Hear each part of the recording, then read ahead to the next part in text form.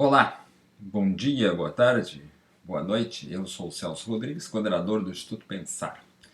E estamos aqui no nosso espaço de debates e discussões da área humanística para falar um pouco mais sobre cinema, sobre filmes, documentários, relacionados ao tema do trabalho, que é o que nós temos feito nos últimos vídeos, né? Como eu comentei em situações anteriores, não estamos aqui esgotando a totalidade das obras relacionadas ao tema do trabalho, mas trazendo à cena aquelas produções que nos parecem mais relevantes e pertinentes para discutir as implicações sociológicas, jurídicas e históricas do mundo do trabalho a partir do cinema, do documentário.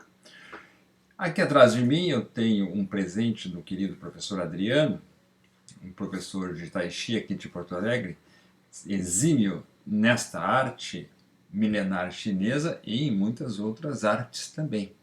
O professor Adriano, que nos presenteou com esta obra vinda diretamente da China, o Império do Meio. E por que o Leque está aqui hoje? Para nos lembrar que nós vamos falar de duas produções que têm em comum a questão chinesa.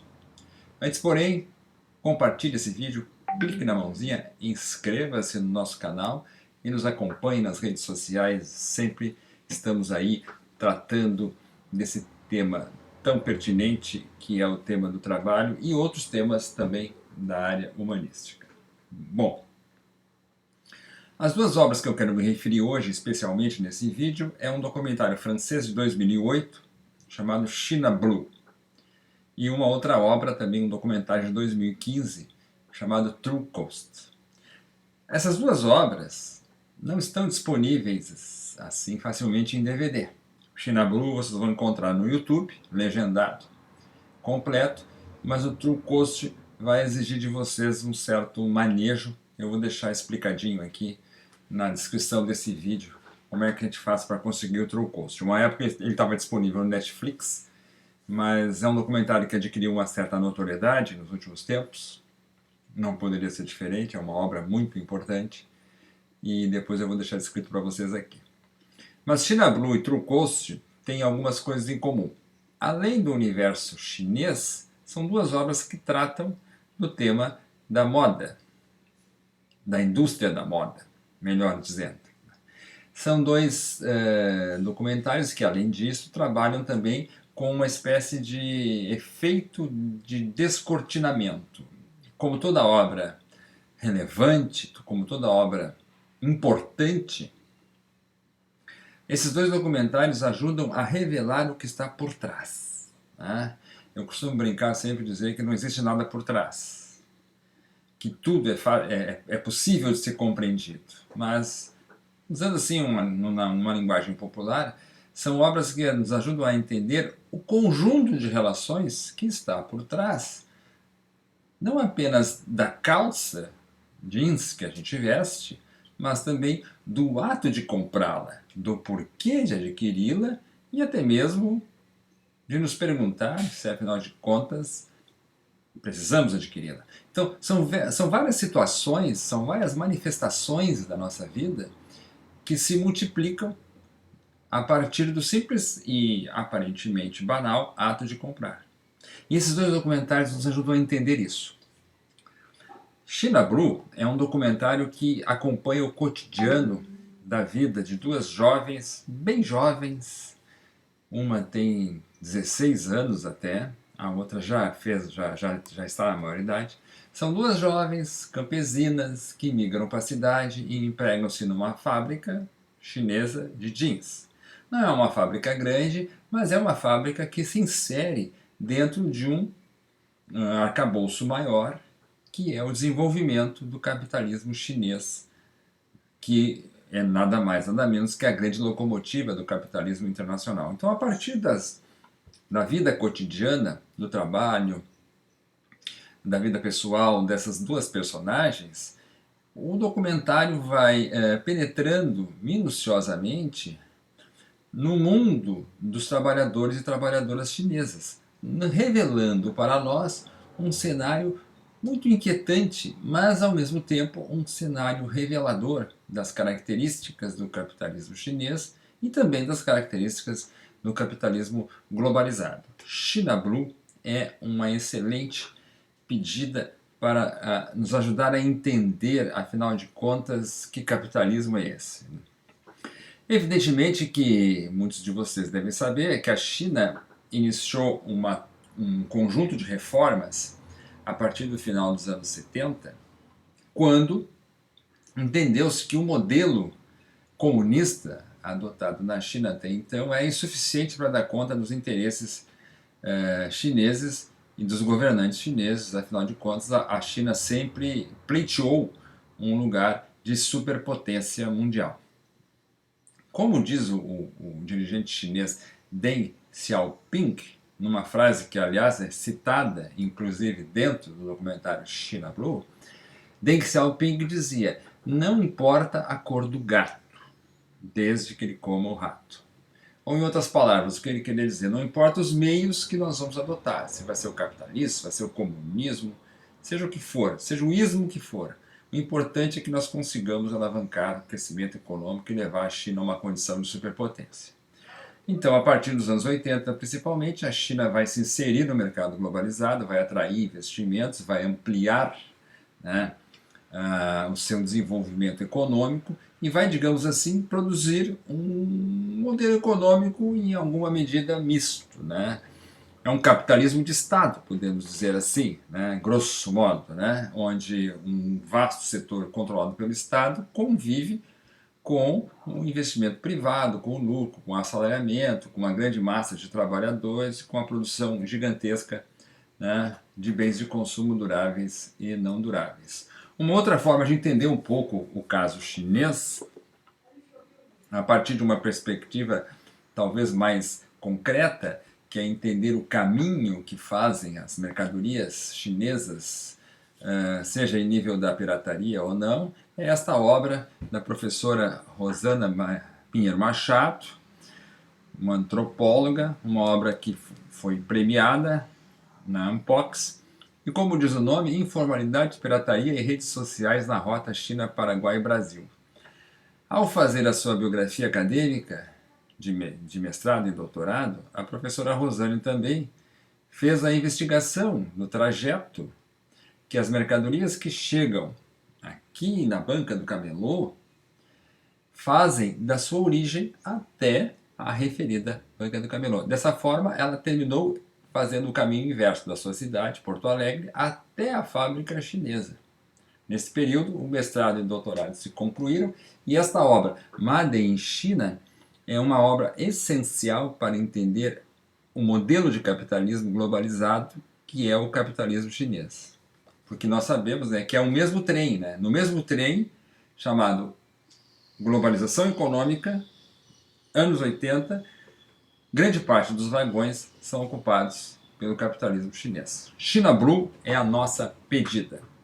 Não quis entrar em maiores minúcias sobre essa obra justamente porque eu espero que você se espante.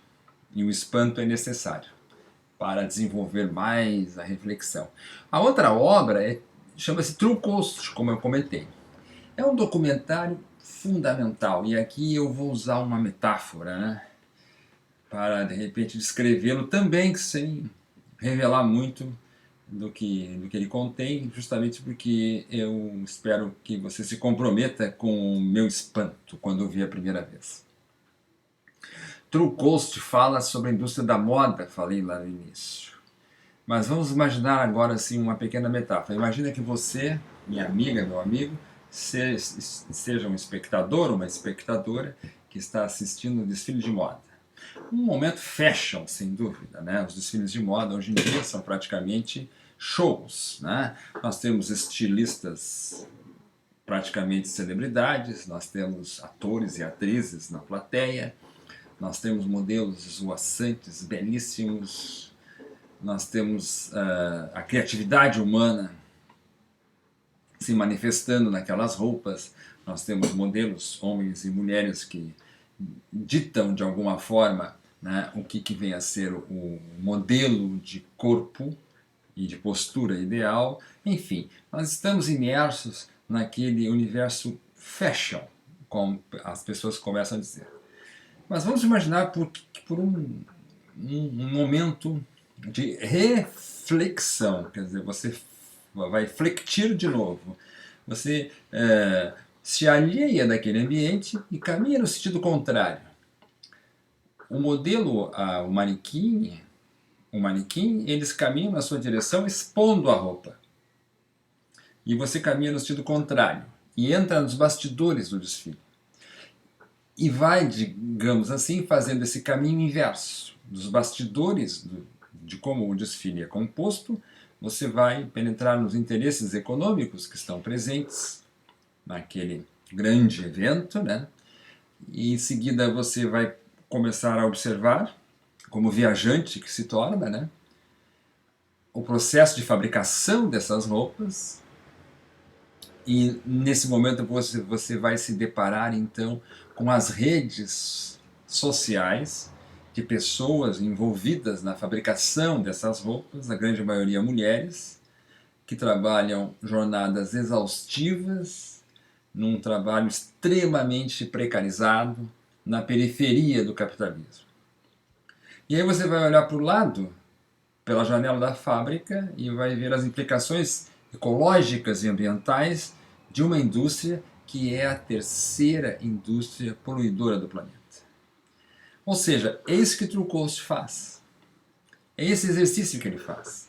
Ele faz o exercício que faz com que nós penetremos por dentro da indústria da moda e vamos percebendo a cadeia produtiva que se articula de modo global e que permite unir uma belíssima e caríssima peça de roupa de uma marca ao trabalho precarizado de um trabalhador, de uma trabalhadora em Bangladesh. O que une essas pontas e quais as suas ramificações?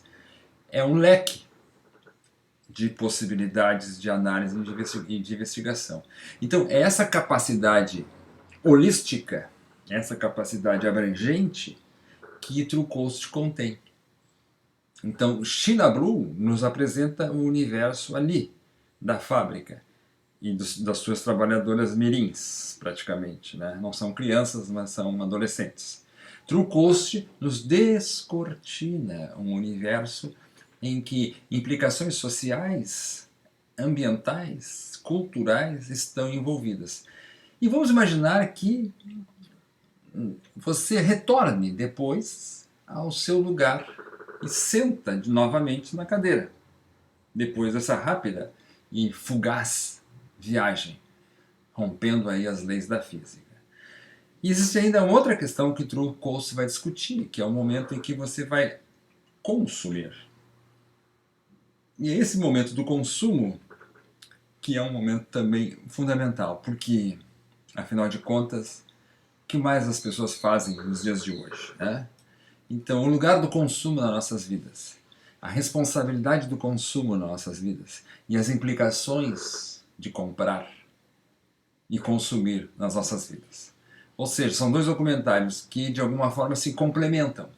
Um pelo microcosmo, que é um microcosmo universal, mas é um microcosmo, e True Cost por nos descortinar um cenário amplo, multifacetado, mas que, sem dúvida nenhuma, nos convoca a uma responsabilização como consumidores, como consumidoras, como trabalhadores e como trabalhadoras, né? Porque, afinal de contas, estamos sempre falando em trabalho. Essas são as nossas duas dicas desta semana. Se você gostou desse vídeo, clique aí na mãozinha, compartilhe, inscreva-se no nosso canal, nos acompanhe nas redes sociais, que nós estamos aí produzindo conhecimento. Semana que vem nós teremos mais dicas ainda sobre o trabalho, porque a lista é grande e o trabalho é muito. Obrigado a todos e todas, um abraço.